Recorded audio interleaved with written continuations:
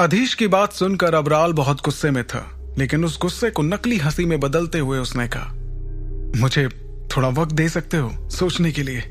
मैं तुम्हें कल तक जवाब देता हूं, ठीक है? यह सुनकर अधीश ने भी हंसते हुए कहा, ठीक है, आप कल तक जवाब दे दीजिएगा, लेकिन अपने कमरे में जाने से पहले मैं आपसे कुछ कहना चाहता हूं। आज की घटना के बाद शौर्य दल और आमिष दल वैसे ही एक दूसरे के कट्टर दुश्मन बन गए हैं, और आज जो कुछ भी हुआ उससे बुरा क्या ही हो सकता है आपके लिए।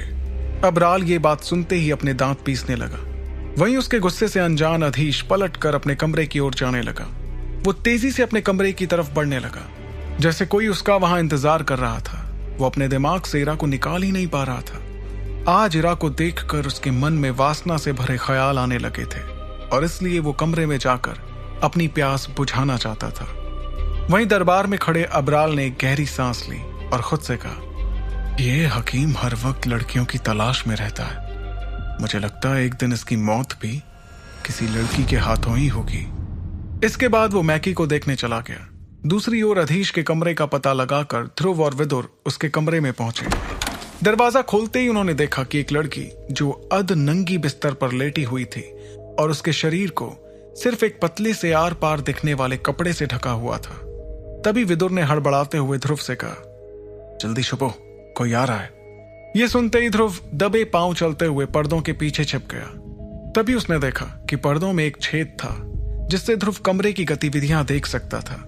तभी अचानक कमरे का दरवाजा खुला और अधीश हंसते हुए कमरे के अंदर आ गया। उसने अंदर आते ही अपने कपड़े उतारने शुरू किए और उस लड़की की ओर देखते हुए कहा, तैयार हो जाओ जाने मन, मैं वापस आ गया हूं।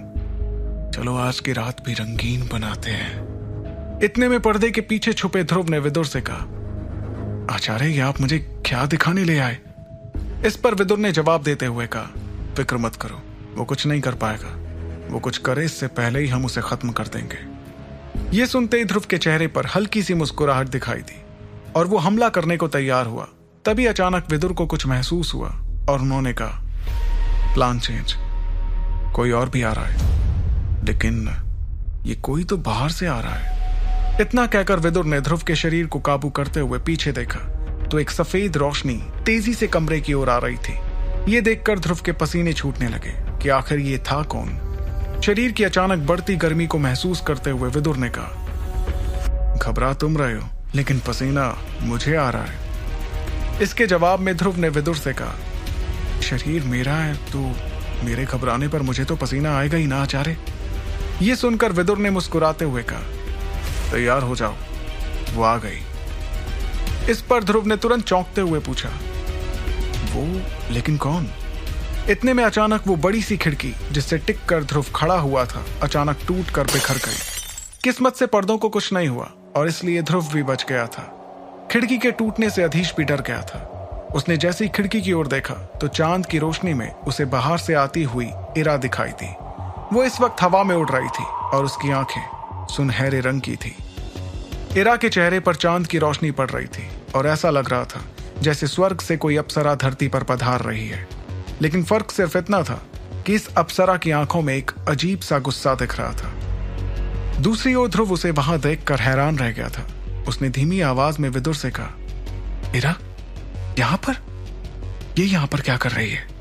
ये सुनते ही विदुर ने मुस्कुराते हुए उसकी बात का जवाब दिया, देखने से तो ऐसा लग रहा है कि ये यहां वही करने आई है जो हम करने आए थे। सच में कितने मिलते हैं तुम दोनों के ख्याल। इस पर ध्रुव ने तुरंत कहा, आचार्य ये वक्त ऐसी बातों का नहीं है। ध्रुव ये कहकर मन ही मन सोचने लगा, आखिर इरा इतनी ताकतवर कैसे हो सकती है? वो इतनी तेज और इतनी ताकत से कांच तोड़ते हुए अंदर आई कि ध्रुव ये सोचने पर मजबूर हो गया कि कहीं इरा महादक्ष तो नहीं थी। उसकी परेशानी को महसूस करते हुए विदुर ने कहा, इरा की असली ताकत तो तुमने अब तक देखी ही नहीं है। वो आमतौर पर अपनी ताकत छुपा कर रखती है, लेकिन मुझे समझ आ रहा है कि फिलहाल इरा एक खास तकनीक का इस्तेमाल कर रही है जिससे शक्तियां कुछ वक्त के लिए और बढ़ जाती हैं। वैसे मुझे ये खास तकनीक देखकर ताज्जुब नहीं हो रहा, क्योंकि इरा के परिवार के पास ऐसी तमाम खास तकनीकें हैं। ये सुनकर ध्रुव और हैरान तो हुआ ही था, लेकिन हैरानी में इस बार उसकी हंसी छूट गई थी। वो इसलिए हंस दिया क्योंकि वो जानता था कि विदुर इरा के बारे में उससे ज्यादा ध्रुव को कुछ नहीं बताने वाले थे। और इसलिए अपना सिर हिलाते हुए उसने इरा के बारे में और कुछ पूछने की जहमत भी नहीं उठाई। फिर उसने अपना ध्यान पर्दे के छेद से कमरे की तरफ किया। कमरे के अंदर इरा अधीश को गुस्से से देख रही थी और अधीश बिस्तर पर पड़ी लड़की के तन से वो पतला सा कपड़ा निकालने ही वाला था कि उसे खिड़कियां टूटती हुई दिखी। खिड़कियों से इरा को अंदर आते देख अचानक अधीश को डर लगने लगा। इस वक्त उसके सामने इरा खड़ी हुई थी जो सुनहरे कपड़ों में चमक रही थी, और इतना ही नहीं बल्कि उसकी आंखें भी सुनहरी दिख रही थी। इरा इस वक्त अधीश को अधनंगी हालत में देखकर गुस्से से उफन रही थी। तभी अचानक अधीश दरवाजे की तरफ भागा। उसे समझ आ गया था इरा शायद उसे जान से मारने के लिए आई थी। उसने सोचा कि दरवाजा खोलकर वो मदद की गुहार लगा पाएगा। तेजी से भागते हुए अधीश दरवाजा खोलने ही वाला था कि अचानक उसे अपने पैरों में बहुत तेज दर्द महसूस हुआ और वो अचानक जमीन पर गिर गया। मुंह के बल गिरने से अधीश के कुछ दांत टूट गए थे जिन्हें उसने थूक कर बाहर किया। इस वक्त अधीश का मुंह खून से सना हुआ था। उसने डर के मारे अपना सिर उठाने की हिम्मत भी नहीं की, और तभी उसे एक अदृश्य शक्ति महसूस हुई जो उसे खींचते हुए इरा के सामने ले आई। अब ध्रुव भी अधीश को दर्द से चीखते हुए देख रहा था। उसने देखा कि अधीश के पैरों में काले रंग के 2 बड़े से गड्ढे हो चुके थे जिनसे खून बह रहा था। उन गड्ढों से जलने की बदबू आ रही थी, जैसे कि वो गड्ढे पैर जलाकर किए गए हों। डर और दर्द के मारे अधीश ने जोर से चिल्लाया, कोई है? मुझे बचाओ! ये लड़की मुझे जान से मारना चाहती है। कोई है? अबराल जी! अधीश के पैर में इतना दर्द हो रहा था कि वो लगभग बेहोश होने वाला था, लेकिन फिर उसने अपने दांत पीसते हुए दर्द सहने की कोशिश की। जब उससे दर्द सहन नहीं हुआ तो उसके मुंह से जोर से चीख निकली। चीख सुनते हुए गुस्से से भरी इरा ने अधीश से कहा, चीखने चिल्लाने का कोई फायदा नहीं है। मैंने आसपास के इलाके को अपनी शक्ति से भर दिया है, इसलिए कोई तुम्हारी चीख सुन भी नहीं पाएगा। फिर तुम्हें बचाना तो दूर की बात है। ये सुनकर अधीश ने घबराते हुए इरा से कहा, क्या क्या करने वाली हो तुम? क्या चाहती हो तुम? दौलत, दवा, जो चाहिए सब देने को तैयार हूं, बस मुझे जिंदा छोड़ दो। इस वक्त अधीश का चेहरा डर के मारे सफेद पड़ चुका था और वो हाथ जोड़ते हुए इरा से अपनी जान की भीख मांग रहा था। उसे गिड़गिड़ाते देख इरा उसकी ओर चल कर आई। उस बड़े से कमरे में इरा अधीश की ओर चली जा रही थी जो जमीन पर पड़ा दर्द से कर रहा था। फिर जैसे ही वो अधीश के सामने जाकर रुकी तो अधीश ने देखा कि इरा अचानक मुस्कुराने लगी थी। उसी मुस्कुराहट के साथ उसने पूछा, तुम मेरे साथ रात बिताना चाह रहे थे ना? लो, मैं खुद ही तुम्हारे पास आ गई हूं। ये सुनते ही अधीश पसीने से तरबतर हो गया। उसे बहुत ज्यादा डर लग रहा था। वो आंख बंद करके अपने मरने की घड़ी का इंतजार करने लगा। उसे ऐसी हालत में देख इरा ने उससे कहा, सच कहूं तो मुझे किसी की जान लेना बिल्कुल अच्छा नहीं लगता। इरा की बात सुनते ही अधीश ने अपनी आंखें खोल ली। उसके दिल में एक उम्मीद जागी कि शायद इरा उसे मारने के लिए नहीं आई थी बल्कि सिर्फ उसे डराने के लिए आई थी। लेकिन जैसे ही अधीश का डर कम होने लगा था, इरा ने अचानक उससे कहा, तुम्हारी गंदी नजरों से मुझे फर्क भी नहीं पड़ता, लेकिन तुमने उसकी बेइज्जती कैसे की? तुम्हारी हिम्मत कैसे हुई ऐसा करने की? तुम्हारी बेफिजूल की बातों को ध्रुव ने तो नजरअंदाज कर दिया, लेकिन मैं ऐसा नहीं कर पाऊंगी। ये कहते इरा की उंगलियां और आंखें दोनों सुनहरी रोशनी से चमकने लगे और इरा ने उस शक्ति से सीधे अधीश के सीने पर वार किया। इस वार से अधीश के सीने में एक बड़ा सा काला गड्ढा हो गया था, बिल्कुल वैसा ही जैसा उसके पैरों में हुआ था। अधीश उस हमले की वजह से जमीन पर गिर गया। उसकी सांसें रुक चुकी थी, लेकिन मरने के बाद भी उसकी आंखें खुली हुई थी, जिसमें इरा का खौफ साफ समझ आ रहा था। उस लाश को देखकर इरा ने खुद को शांत करते हुए कहा, अगर मेरा बस चलता तो मैं मैसोडोरिया से आमिश दल का सफाया कब का कर चुकी होती, लेकिन मैं सिर्फ ध्रुव की वजह से रुकी हुई हूं, क्योंकि मैं नहीं चाहती कि उसे मेरी असलियत के बारे में कुछ भी पता चले। इतना कहकर इरा अपना सिर हिलाते हुए वहां से जाने लगी। वो जैसे ही पर्दों के पास आई, उसे लगा कोई उसे देख रहा था, इसलिए वो पर्दे को गौर से देखने लगी। वहीं पर्दे के पीछे ध्रुव छुप कर इरा को देख रहा था और इस वक्त थोड़ा घबराने लगा था। लेकिन कुछ देर पर्दे को देखने के बाद जैसे इरा को भरोसा हुआ कि पर्दे के पीछे कोई नहीं था, तो उसने वहां से जाने का फैसला किया और फिर इरा एक छलांग मारकर चांदनी रात की रोशनी में गायब हो गई। उसके वहां से जाते ही विदुर ने मजाकिया अंदाज में ध्रुव से कहा, ध्रुव, तुम्हारी भूली और खूबसूरत दिखने वाली इरा तो बेरहम कातिल निकली। वो आई, इस अनाड़ी का काम तमाम किया और फिर चली गई। क्या बात है। विदुर की बात सुनकर ध्रुव ये सोचने लगा कि ऐसे वक्त पर भी कैसे विदुर को मजाक सूझ रहा था। लेकिन फिर ध्रुव ने अपनी नजर कमरे में पड़ी अधीश की लाश की तरफ करते हुए कहा, इसका मतलब हम लोगों का यहां आना तो बेकार चला गया। इस पर विदुर ने उसे जवाब देते हुए कहा, यह कहना थोड़ा मुश्किल है। मैं ये बात मानता हूं कि ईरा काफी बेरहम है, लेकिन उसमें फिलहाल तजुर्बे की कमी है। यह सुनकर ध्रुव ने चौंकते हुए विदुर से पूछा, इससे आपका क्या मतलब है? ध्रुव का सवाल सुनकर विदुर मुस्कुराने लगे।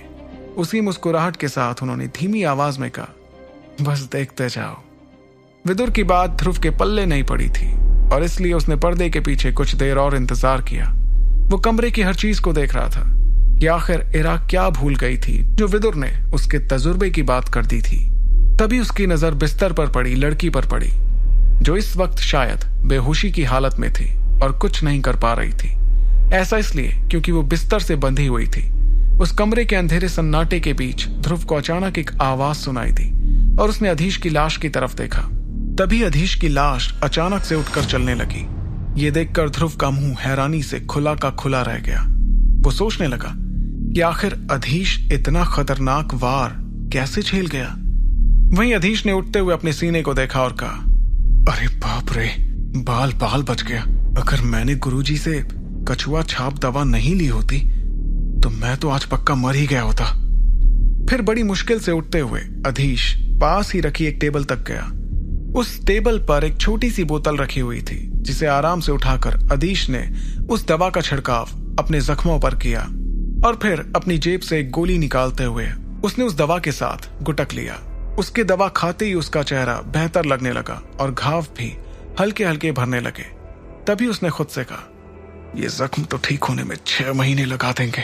कल मैं अबराल जी से कहकर वापस अपने गांव चला जाता हूँ और वहां से गुरुजी को यहाँ भेज देता हूँ। गुरुजी की मदद से तो आमिष दल शौर्य दल की खटिया खड़ी कर देगा और तब मैं इस लड़की को तड़पा तड़पा कर मारूंगा। फिर उसने चेहरे पर एक शैतानी हंसी लाते हुए हंसना शुरू किया ही था कि अचानक उसे किसी लड़के की आवाज सुनाई दी, माफी चाहूंगा जनाब, लेकिन आपको वापस जाने का मौका नहीं मिलेगा। यह आवाज सुनते ही अधीश खड़े खड़े जम गया और एक बार फिर उसके चेहरे पर डर साफ झलकने लगा।